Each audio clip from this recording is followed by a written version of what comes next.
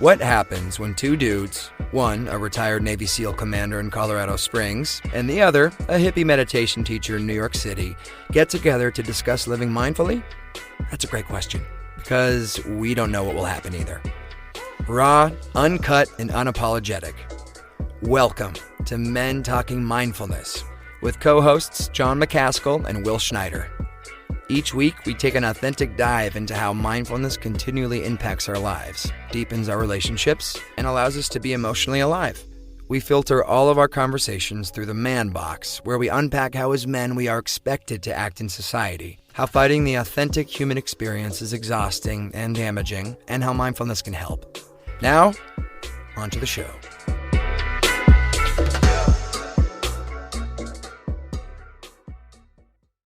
Hello, everybody. Welcome back to Men Talking Mindfulness. This is Will Schneider. I'm taking over the introduction today because we have a very special show with a very special guest at a very special time in their lives.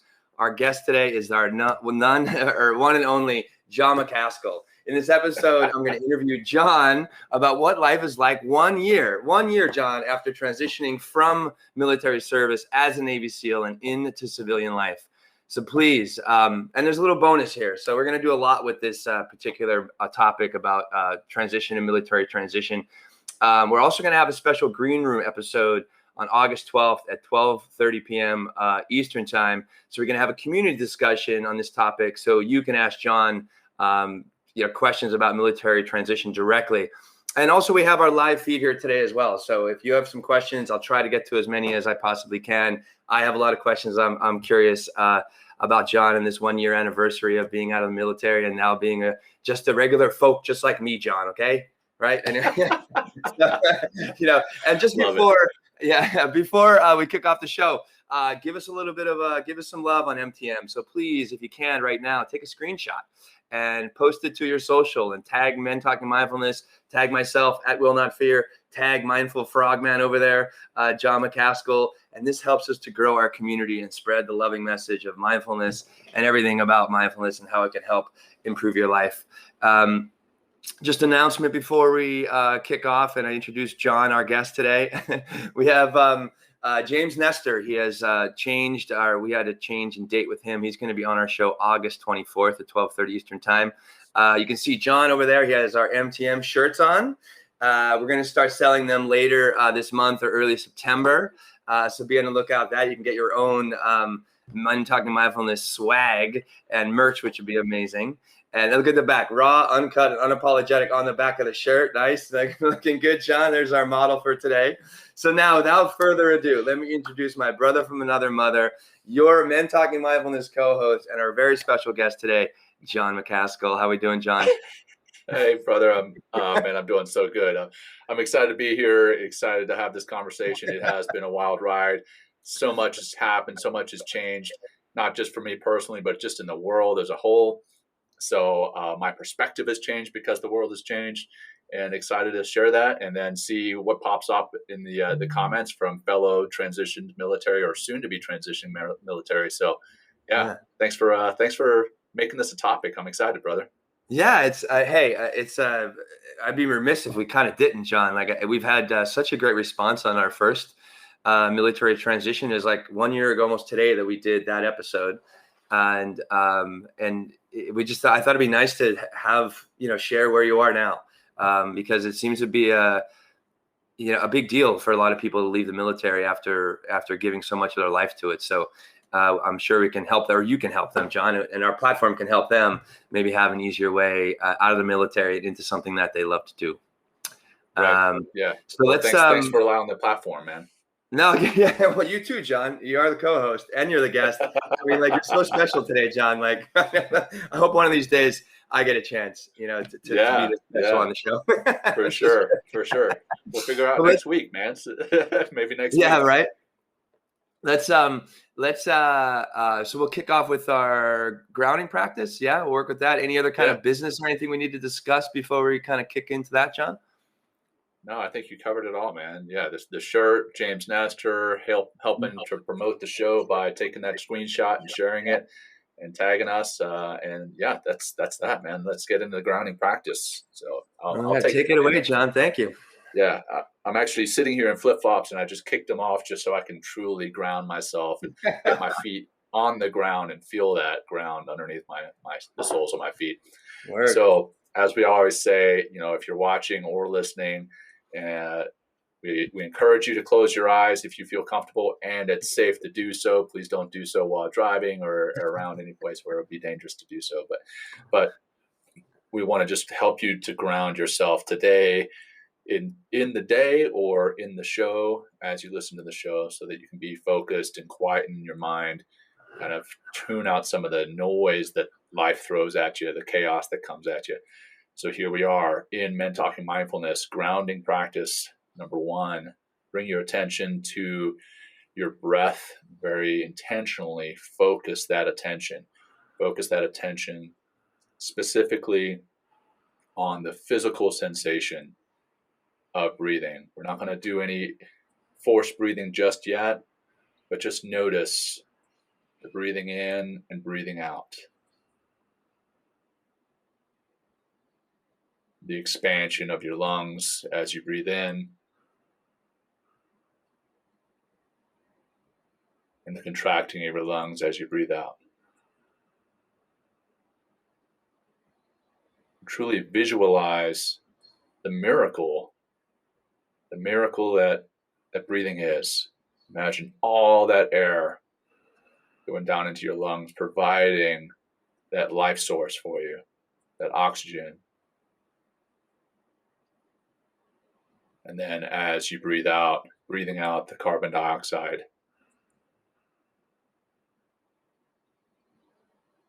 Millions and billions of particles of that air going all the way down into your lungs, expanding those lungs, getting pushed out into your blood, feeding your organs,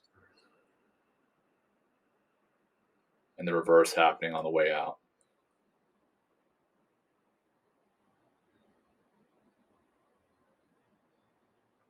If you notice your mind has wandered off, just gently bring it back. Don't judge yourself. Just gently bring it back to the practice of paying attention to the breath.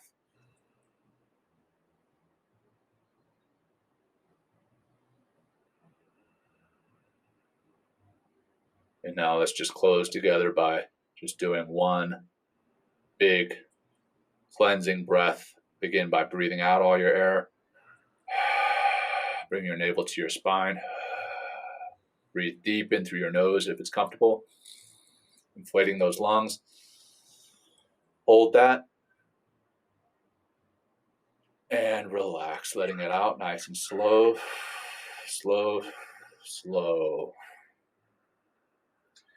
Now just bring yourself back on your own time. Start to blink your eyes open or refocus your gaze. Bring some movement back into your body. And here we are, short and sweet. And that grounding practice is actually tied to the book that we're going to be bringing James Nestor on to discuss here in a couple of weeks. The imagining those air particles going down into your lungs and the oxygen and carbon dioxide transfer. And there's a lot of conversation in the book about the importance of carbon dioxide. And we all think that it's a toxin and that we just need to get it out of our bodies, but it plays an important role in the oxygen and carbon dioxide transfer. So check it out. James Nestor coming on in a couple of weeks. And very excited to be talking about this topic today: military transition, mindfulness in military transition, and then my own personal experience. And it's funny, it worked out perfectly, Will. Like just yesterday and the day before, I was in a workshop. I was on the other side of that transition line, if you will. Yeah. Where 2 years ago, I was sitting in the seats being taught about transition and what transition is going to look like, and the various things that people were excited about and anxious about. And this time I was actually teaching, and we asked at the very beginning of the class, what are some things that people are excited about? What are some things that people are anxious about?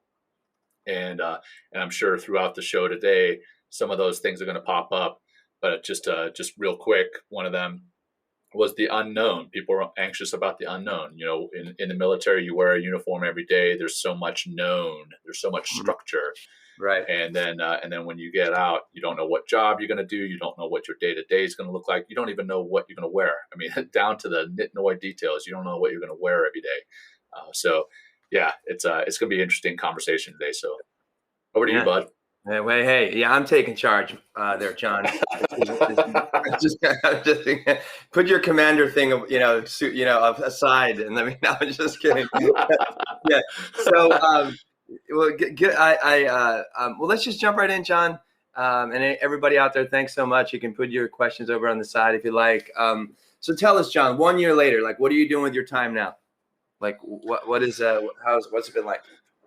Yeah, well, it's definitely different than what I had envisioned. I mean, last year at this time, right after I gotten out, I was working a regular job. I was working for a nonprofit, but I was working a regular job. Now I've since left that nonprofit and I'm working as an entrepreneur doing my own thing. And every day is different. Every day looks different. There you literally, go. And I'm loving it.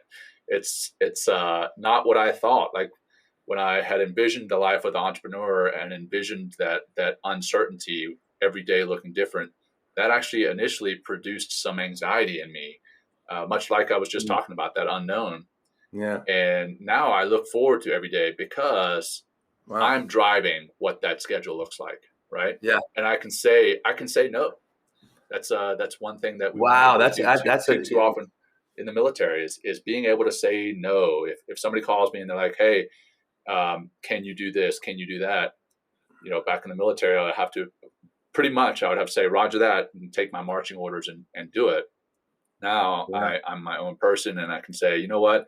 I don't have time for that, or it doesn't align with my ideals and values, or you know what? I just don't want to. Yeah. So that's a great feeling, the ability to say no on the other side. But yeah, a lot has changed since the last time we spoke about this. The last time I just gotten out, I think I was down in Florida, and I was going through that kind of cocktail of emotions: happiness, sadness, anger, frustration, excitedness. And there's still a little bit of that. But since then, my family and I have moved out to Colorado. We were living in an RV this time last year. Now we've got a house, a small ranch. I've got an additional child in the mix. Amazing. So a lot has happened, but loving life, and I'm blessed beyond measure, man. Yeah, well, you have some horses and chickens as well, right? I mean, you're like horses and chickens, and the chickens are finally producing eggs, man. Finally. There you go.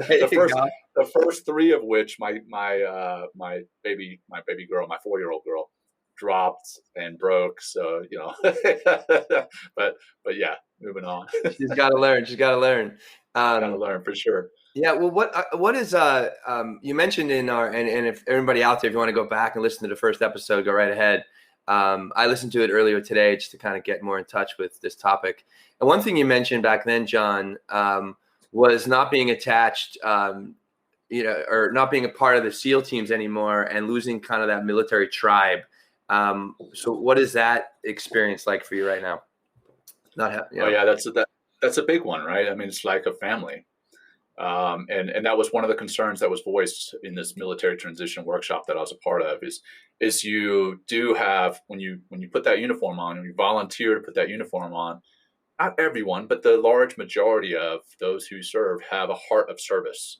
And when you have that heart of service, you bond with those others that have a heart of service. And then taking it further than that, taking it to the battlefield where there is no place to forge a friendship, a brotherhood, a camaraderie like the battlefield. We all like to talk about fighting for freedom, fighting for America, but when you're actually on the battlefield, you're fighting for the guy and gal right next to you. You're not fighting for this grand image of freedom or unity or America. I mean, when you get back, that's what you've been doing. But at the granular level, what you're doing is fighting for yourself and for the person next to you. And that's going to create bonds like you haven't had and that I haven't found in other places. Yeah. So there is that feeling of loss of tribe. And what I've found, the only way to fill that void is by creating another tribe. There you go. It's not going to be the same, but you Right. can have wonderful relationships. I mean, you and I feel like are brothers bonded in a much Absolutely. different way. We're fighting And I chaos. feel that's exactly right. Fighting chaos. And I feel that that brotherhood that we have it's certainly not the same as it would be with a battle buddy, but it is very strong. And Yeah. knowing that you can still form very strong bonds on the outside and still be part of tribes, and that's been hugely helpful in my mind in overcoming that anxiety of losing the tribe. So absolutely, I mean, I still miss it. I miss some of the work that we were doing. I miss the brothers, but I still reach out to them regularly, or get texts from them, or emails, or whatever. And we still, it's like we haven't missed a beat. Yeah. I mean, today is August 6th, and 10 years ago, we actually had a really disastrous event. Yeah. Extortion 17 was a helicopter that was shot down. Another helicopter, yet another one that was shot down with a bunch of folks on it. SEALs, Air Force, combat controllers, and then the Army Night Stalkers who were piloting the thing. And we lost 31 heroes. 31 heroes that day. And Yeah. today is that anniversary, and we're able to, come together over that anniversary, celebrate the guys' lives. Not as much mourn them, but remember them and celebrate them. Yeah. So that getting together just over Zoom calls or text messages, and raising a cup for those who have fallen. That's pretty powerful, and knowing that the tribe is still there, even though I'm on the other side of the uniform line. Yeah. Has it been, is it a challenge to, I mean, or are they receptive to, or all of them, I guess, or like some of them, do you connecting with them, or is there a little jealousy that you're on the outside? I'm just curious, like, are you, what's the dynamic of the relationship now? Yeah. I don't know that there's jealousy, because at some point we're all going to be on the other side, but there's definitely questions. I mean, people ask me what I did for my transition. How did I plan it? What did I work towards? What industries did I look at? How did I overcome the kind of stigma of networking? And that's that was a big one, is understanding how important leaning on other people who have gone before you is. But I don't know that there's a jealousy. If there's a jealousy, it may be the other way around. When my guys are telling me, hey, I've got to go because I've got to go jump on this helicopter for training, or I see in the news that special operations are doing good things. There's a little pang of jealousy there. I mean, I was sitting out July 4th weekend. I was out at a lake with my family, and this helicopter, military helicopter, flies over, and I can see the legs of the guys dangling out the side of the side door, and I was like, oh yeah, I know who those guys are, and I will never do that again. I will never fly in a helicopter with my legs hanging out the side, going to assault a target, or even in training. And there was a lot of fun in that, a lot of camaraderie in that. So there's a little pang of jealousy, a little side of me that misses that. Yeah. But I'm also home with my family. And you can say no. And I can say no. I mean, there's definitely, right. It's that grass is greener on the other side. And it's always, that perspective changes day to day, hour to hour, right? Like, I'm so blessed that I'm able to be home with my family, and I know I'm never going to have to deploy into harm's way again, leaving my family behind. Yeah. I know that my family is going to be taken care of because I did retire, so I've got that come in for me, and that's huge. And then I do have the freedom to, like you said, say no, or be my own boss, or if I want to, I can wake up at 5:30 and hit the gym, or I can wake up at 9. I mean, I don't wake up at 9, but I have that ability to. So, right. That's so there's a I guess on that side, there's maybe, if I tell people that I have my own freedom and I can say no, they may have a jealousy, but I haven't felt it yet. Yeah. Has it been hard to create a new community and new friends, or, or is there some apprehension there or something, Yeah. I don't know that it's been hard. It's been interesting. Especially, I mean, one of the things that you have when you move to a new area in the military, you instantly have a network that you fall in on. Like you fall in on your platoon or your battalion, and you instantly start going to events with them. It's barbecues, it's morale, welfare, and recreation events, MWR events. You get together and you have a network in place. The other side of moving to a new place is a lot of the time you have a church. If you're spiritual or religious, you may have a church that you fall in on. Well, I moved out to Colorado Springs. I didn't know a whole lot of people out here. I didn't have my military unit to fall in on. I didn't, because of COVID, I didn't have a church to go to. So for the first 6 months that we were out here, it was a lot of family time, which is great. Yeah. And then the virtual world, right? People through social media, through Zoom calls. That's how I mean, you and I haven't met in person. Still.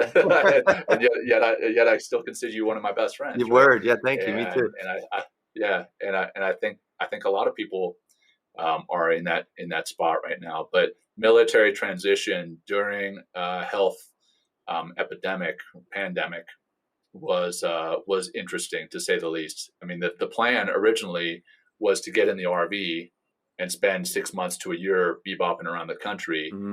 And we spent 6 months in the RV, but of that 6 months, only about 2 of it was traveling, because when we would get to certain spots, they would be closed because of COVID. Yeah. That's not so much about transition, but that's just about the year that I happened to retire was a bizarre year to get out. Yeah. But since I know COVID with the Delta variant is back up on the rise, but we've with the vaccines and people starting to get to some semblance of normalcy again, I've been able to meet people here who were either in the military or are connected with some veteran network, or quite honestly have nothing to do with it. And that's refreshing in and of itself. Yeah. But I think where you start to get uncomfortable making friends is if you continue to wear this, I mean, not literally, but inside you wear this, hey, I'm military, you weren't, we can't bond.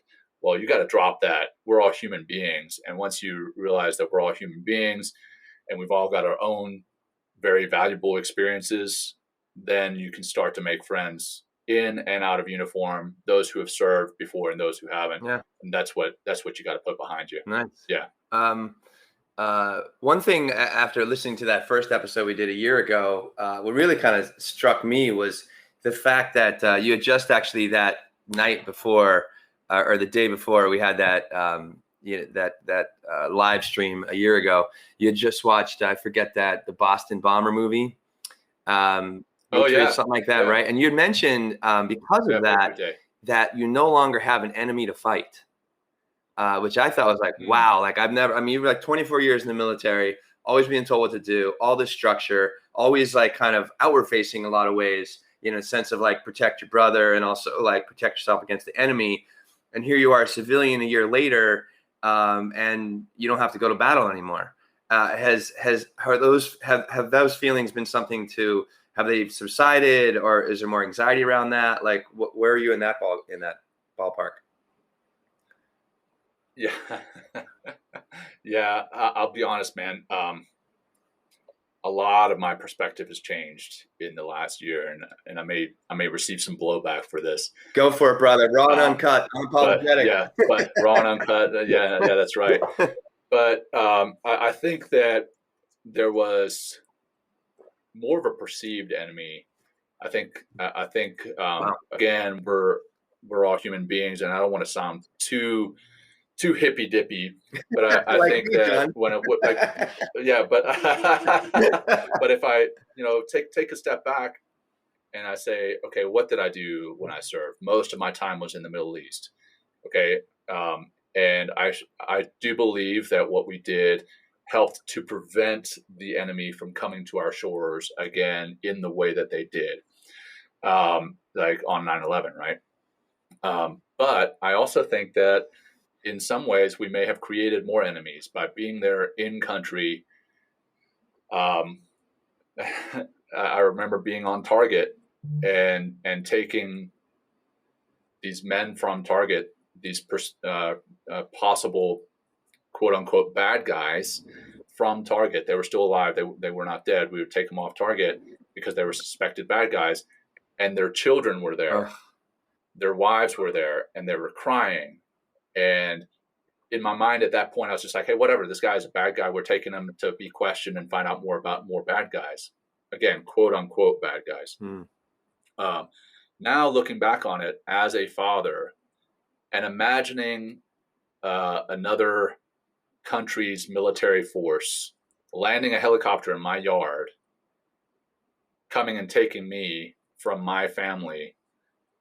Again, I think a lot of the work that we did was great work. Yeah. I do. And I still fully believe in it. But I also believe that at times we may have caused more enemies, because I know that if I'd been a child and I saw this, what I perceived to be an invading force. I'm not saying that we were. I know we were the defending force, but what I perceived to be an invading force coming and taking my father away, or if I was a wife, coming and taking my husband away, that would turn me into a pretty jaded person. Yeah. So I say all that to say, a year ago, my perspective was I was missing an enemy to fight. Now I think with a lot of time to actually really think about what it was we did, I think that the perspective has shifted quite a bit to one of, I think we did great work, but I think we may have done some harm as well.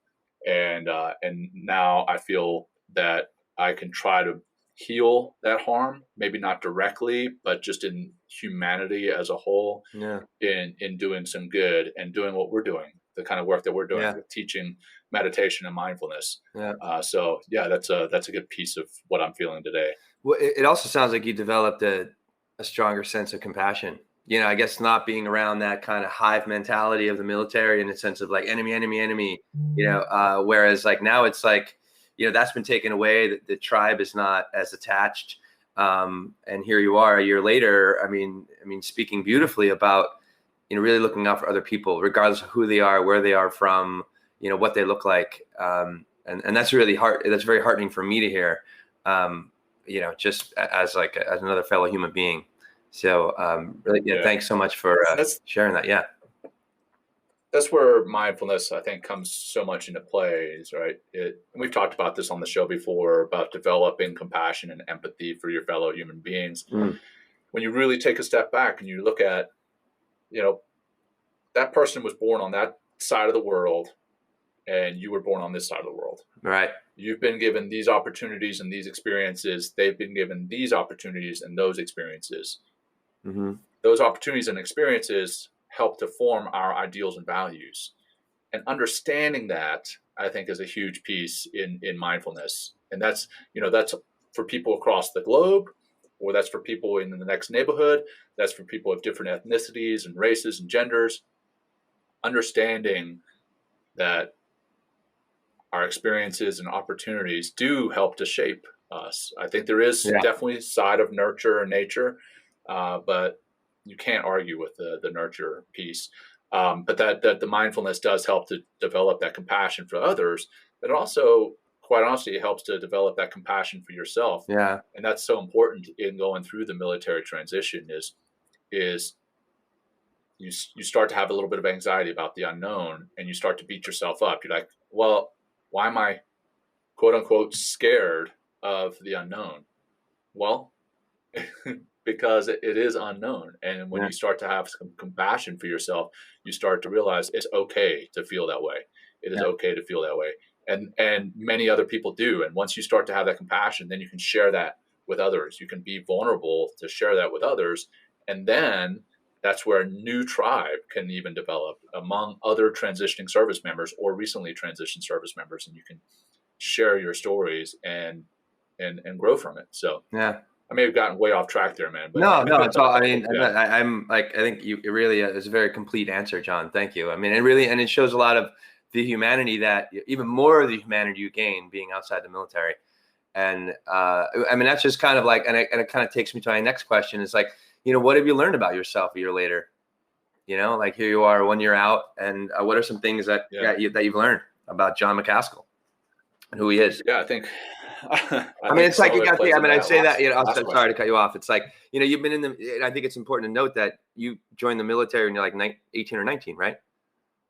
Yeah, 19. Yeah, 19, and here you are. I guess you got out when you're 43 or 44. I mean, that's like 24 years of really your adult life. I mean, you're 19. I'm still like I'm still a kid. Still like a dumb kid in some ways. And here you are like a man with a family. 24 years later, and now a year out. So, what are some of those things you're learning by yourself? Yeah, well, I'm glad you kind of reframed it and added that piece to it, because thinking about the 19-year-old kid that enlisted in the Navy in 1996. Wow. Yeah. I was young and full of piss and vinegar, right? And, like we all are at 19. And, right. Yeah. Right. And I did, in my mind, wanted to defend freedom, serve my country. And that part, I think, stayed with me all the way through. But what defending freedom and serving my country looked like, I think, did change throughout my time. I wanted to, day one, I wanted to kick down doors and drop bombs on, again, quote unquote, bad guys. As I feel I gained experience, gained wisdom, gained perspective, a grander perspective of the world, rather than just this very narrow perspective that I had as a 19-year-old. That changed quite a bit. And in all honesty, I did too. I changed. My priorities shifted in my young years. My number one priority was military, right? And it was probably very high all the way through my service. But as even when I was married, my first marriage, number one priority was the military. And then somewhere below that was my family, which sometimes you need to make military a priority in order to serve properly.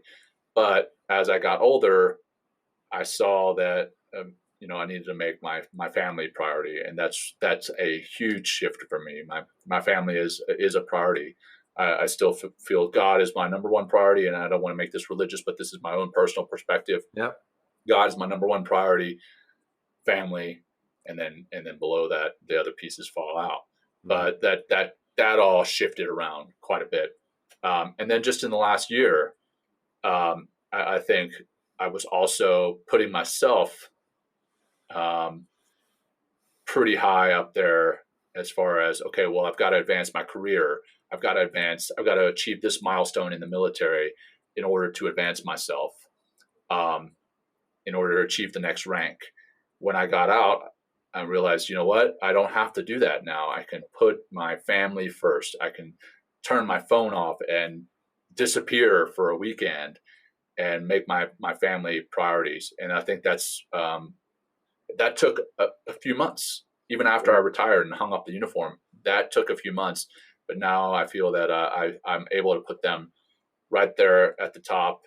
And if anything else is interfering with that, then I chop it out of my life. Yeah. Or I try to anyway. So that's one of the big new understandings, is just like reprioritizing your life, I guess. Right. And does that come from also like a feeling place, as far as like, because you're not in that, intense, committed and stringent environment, that, I guess you're just able to open up to those possibilities or something. I'm just curious. Yeah. Yeah.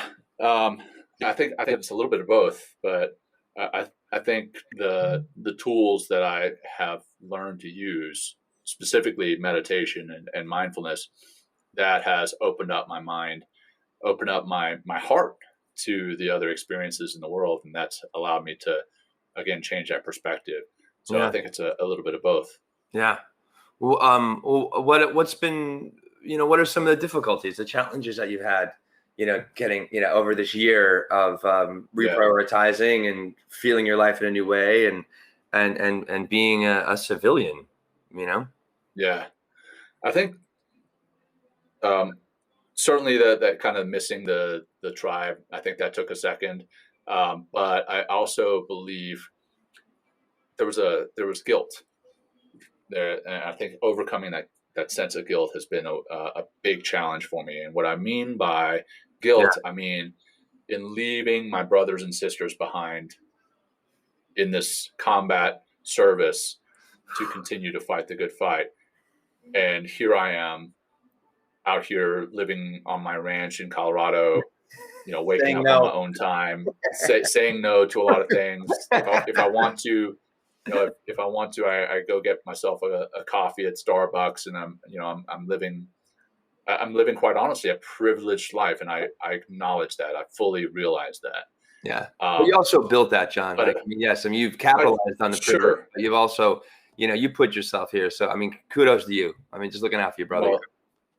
Well, thank you, man. I appreciate that. And it is things like that help to kind of overcome the guilt, is knowing that I did my part, right? I played my part in the military and built this life of mine, but it's still there's still a feeling as though you're leaving your brothers and sisters behind in that tribe, excuse me, in that tribe. And then how I've overcome it is giving back, like going to this transition workshop that I went to yesterday and helping those who are soon to be transitioning, or helping those who are soon entering the military, telling them what to expect. I get phone calls and requests all the time to speak to those who are entering the Navy or entering the military, and they want to be part of special operations. They want to know what to expect. By giving back, that's helped me the most to overcome that guilt, is that I feel that I'm still serving, even though I may not be wearing the uniform. I still am serving my fellow brothers and sisters in that capacity. What are some of those some of those answers to those questions about people that you I know it's a transition topic, but people that want to enter, like, what do you tell somebody that wants to go into special operations? Like, what are some of the the like pillars of, like, hey, like, look at these things or something like that? Yeah. Well, I always ask them initially, I'm like, okay, so what's your goal? What's your goal with special operations? And what I hear from those specifically who want to go into the Navy SEALs, well, I'll hear two things. One, somebody will say, well, I want to go to SEAL training. Okay, well, if that's your goal, then you're doing things wrong. And maybe you want to look at something else. If your goal is to truly serve in special operations and be a SEAL and serve beside some of the best that are out there, you're going to need that. In order to make it through training, that's the goal you need to have. In order to get to training and then get through it, that's the goal you need to have. If you just have, I want to go to SEAL training so that you can tell your buddies or your girlfriend that you went to SEAL training, a lot of the time that's not going to get you through. And then you end up just being another person who fell by the wayside. Now, I will also say that those who go and try and don't get through training, there's nothing wrong with those people. I still feel they're patriots. I still think they're incredible people. I know tons of great people who have gone to special operations training and not made it through, and then gone on to serve society, serve in the military as incredibly successful people. And it goes back to the Teddy Roosevelt Man in the Arena, right? You would never know failure if you hadn't tried. And it's better to know failure than to have never tried. So I applaud those who go out to special operations training and don't make it. But what I do tell people is, some kids, they're 19 years old and they're basically me 25 years ago, and they're telling me, oh yeah, this is the workout that I do. I hit the pool every day. I do this kind of running and blah blah blah. I'm like, okay, well, that's well and good, but what are you doing to prepare your mind? What are you doing to prepare your mind for the military or special operations? What are you doing to toughen yourself up mentally? Do you know what this particular branch, be it Navy, Army, Air Force, Marine Corps, Space Force, do you know what it is they do? And if they're like, well, no, I don't really know. I just like their uniform. Or sometimes you hear some wazoo stuff. But I tell them, well, educate yourself on that branch, educate yourself on that specific special operations Yeah. element. And then once you know more about it, let's talk again. So, I always want people to toughen themselves up mentally and then educate themselves. That's what I always come back with. Yeah. Well, what are some of the, you talk about that mental toughness. What is some of that mental toughness that you've seen carry into this, your civilian life now? Or there's certain mantras that you might repeat to yourself when things get challenging, or things aren't going the way that you think they should be, or something like that. Yeah, I don't necessarily have a mantra, but I do quite often look back on what I've done in the past, both in and out of the military, and I know I've overcome some obstacles. And we each have different obstacles. We each have different challenges. So I talked about being privileged before, but I've got my own demons, my own obstacles that I've overcome. Yeah. I've overcome, just the physical and mental training for the SEALs. And I look back on that. And when I face a challenge with my family, when I face a challenge with work, I say, you know what? I have overcome my absolute worst day in my life, whatever that worst day may be. I got through it and I'm here. So whatever life has to throw at me, I can overcome that too. I can get past that and grow from it. So I guess if you wanted to call it a mantra or turn it into a mantra before or something. I think what I would say, sorry, I keep moving around because I'm on this incredibly uncomfortable stool in my office, but anyhow, I say that as I'm talking about mental toughness. I get it together, Jon. Come on. Right. So but I think if I were to turn it into a mantra, it would be something to the effect of, I have overcome and I can overcome.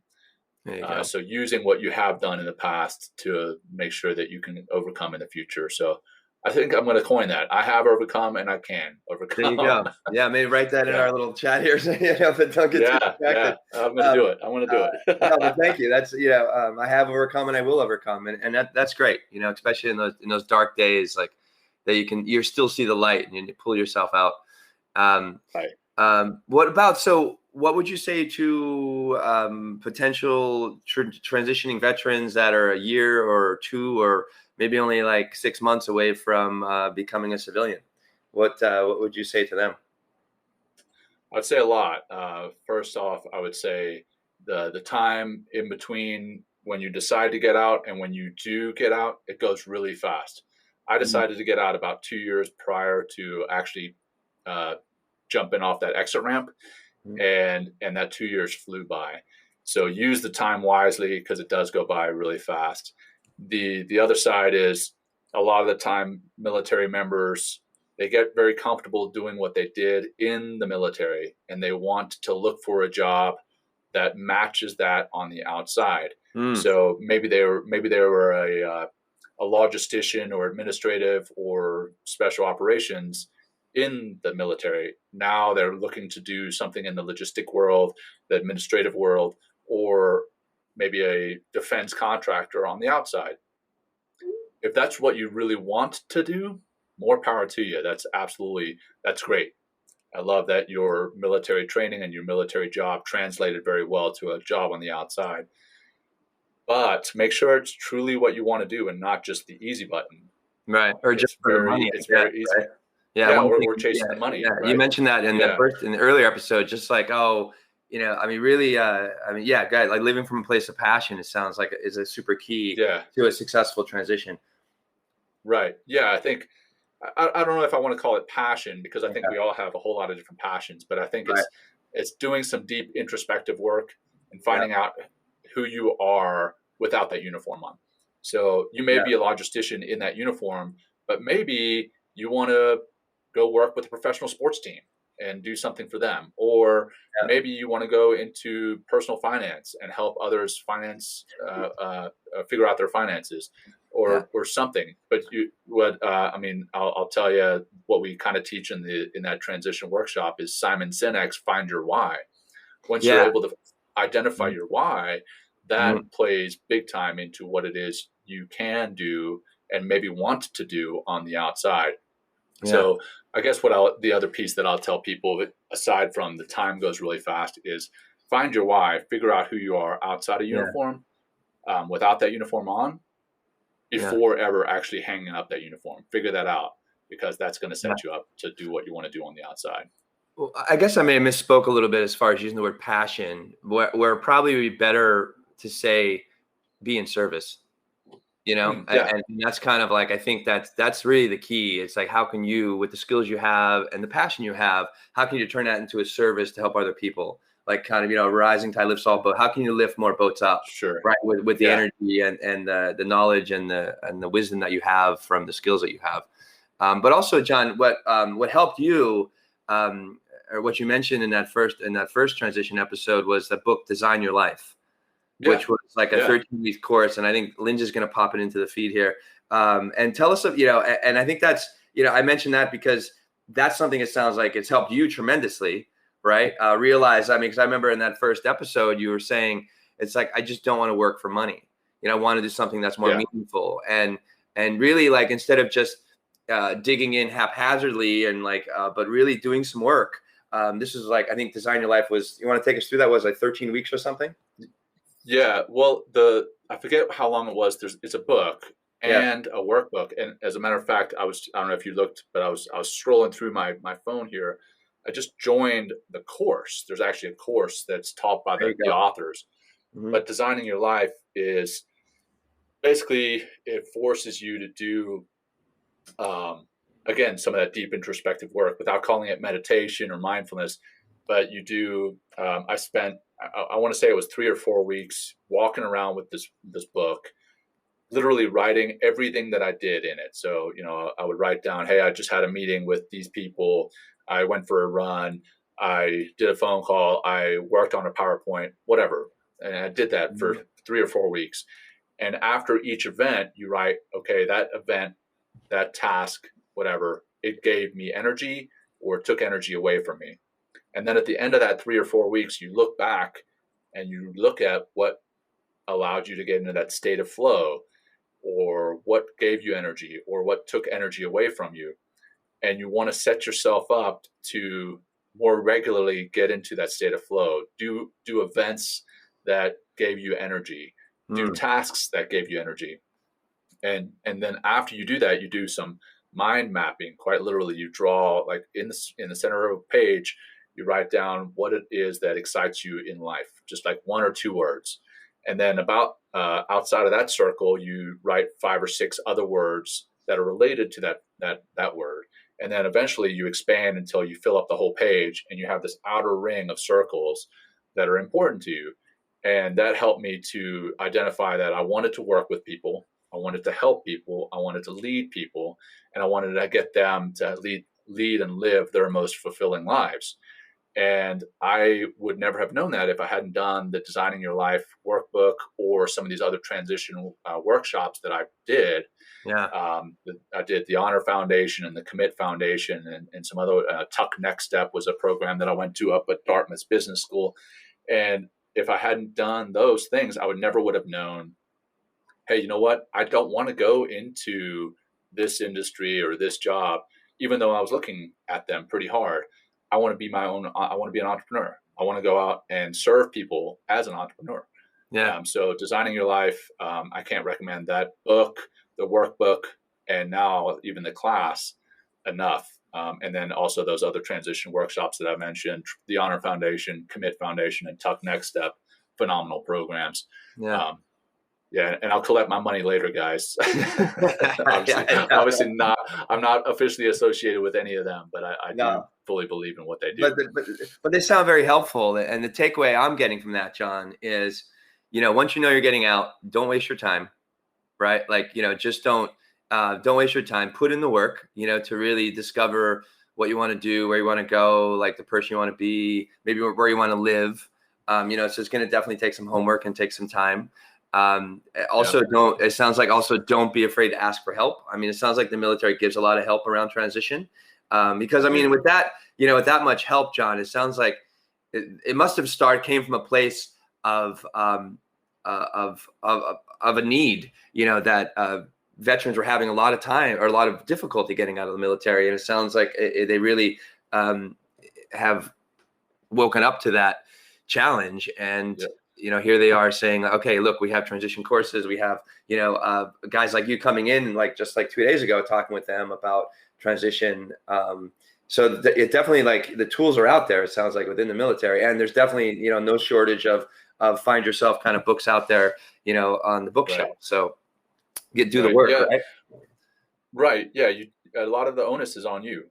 There you go. I mean, the military internal to the military has what's called the Transition Assistance Program, which is quite honestly, it needs an overhaul. The Transition Assistance Program is anywhere between 3 and 5 days, and they teach you how to interview. They teach you what you should wear to an interview. They teach you how to write a resume. All that's important. Don't get me wrong. Right. That's basic. They don't do, yeah. It's very basic. They don't do some of that deep work. They don't address the guilt that you may feel. They don't address the loss of tribe, loss of purpose, loss of identity. These other programs are actually outside of the military. They're nonprofits, most of them that do this work, and there's no shortage of them. But you personally need to do the work to find those programs that work for you. And then once you're in the program, trust the process, go through the process, work through it, find your why, do your homework, pursue your purpose. It depends on, which program you're going through, but you find yourself in going through that work. Yeah. And that's important to have found yourself again, what and who you are out of uniform before you ever hang up the uniform. That's probably another phrase I'm going to coin, man, right there. Trademark. There you go. Trademark it, John. We'll put it on our next t-shirt or something like that. Yeah. All right, so last question. So you talked about identity, who is Jon Macaskill today, 1 year out of the military? Whew. A year ago, or maybe just over a year ago, if you'd asked me who I was, I would have said the standard military response. I'm a Navy SEAL commander. And, yes, sir. And then I think what I would say today is I'm a husband, I'm a father, and that I'm a farmer. I don't know that I'm a great farmer, but I have a small ranch, and then the Navy SEAL commander is a part of who I am. It's just a small part, and the husband and father and leader in my community, I think those are becoming bigger parts of the pie, and that's who I am today. And that's important to know that about yourself, is that sure, the military, your military service is part of who you are. Don't negate that. I will never say I never served in the military. I will never say that I wasn't a SEAL.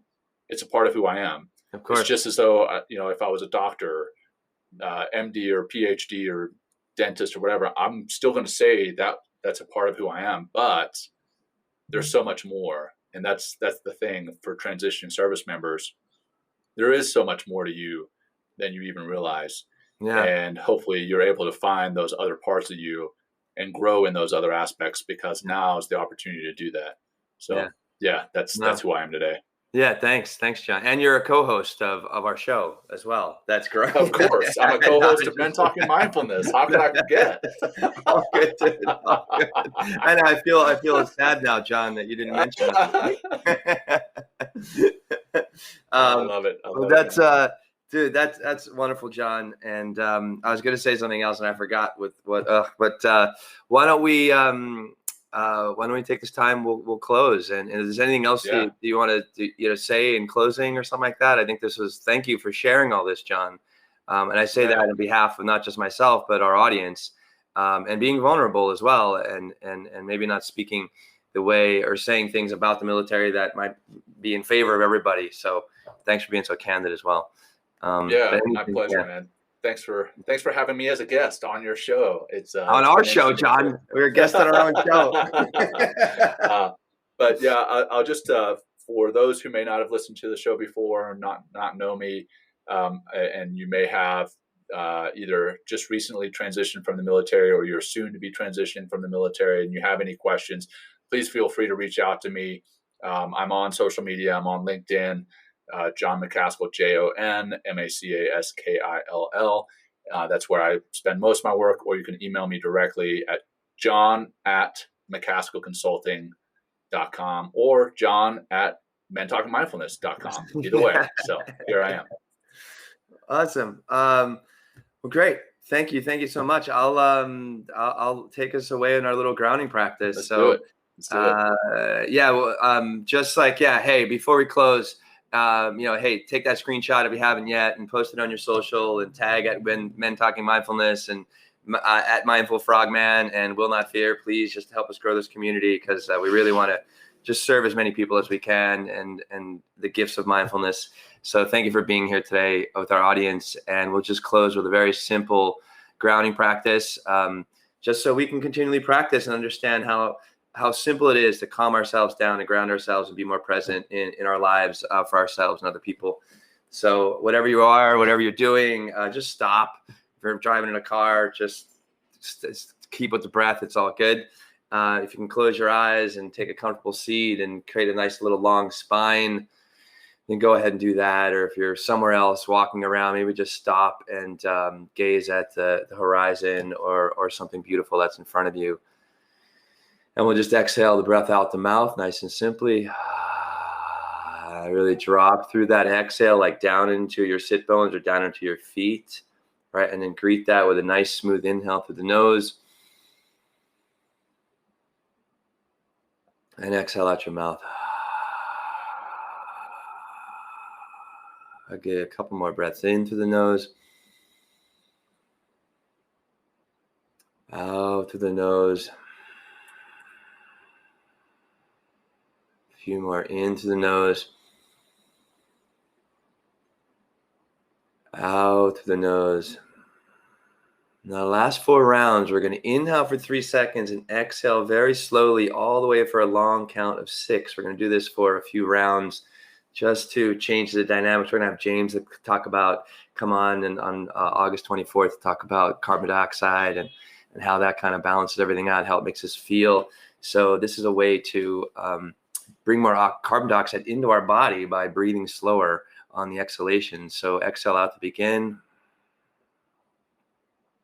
And take a big inhale through the nose for 3, 2, 1, and exhale completely all the way out for a slow count of 6, 5, 4, through the nose, 2, 1. Inhale again, 3, 2, 1. Exhale slowly, 6, 5, 4, 3, 2, 1. Again, in for 3. Out, 6.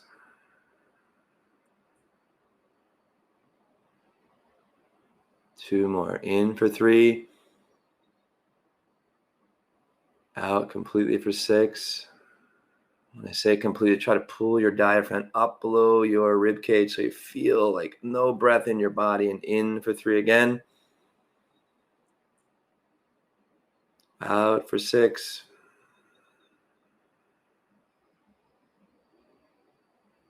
Last one. In for 3. Out for 6.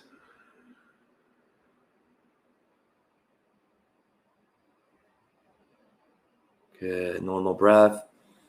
Take a moment, feel how you're feeling. Just take notice.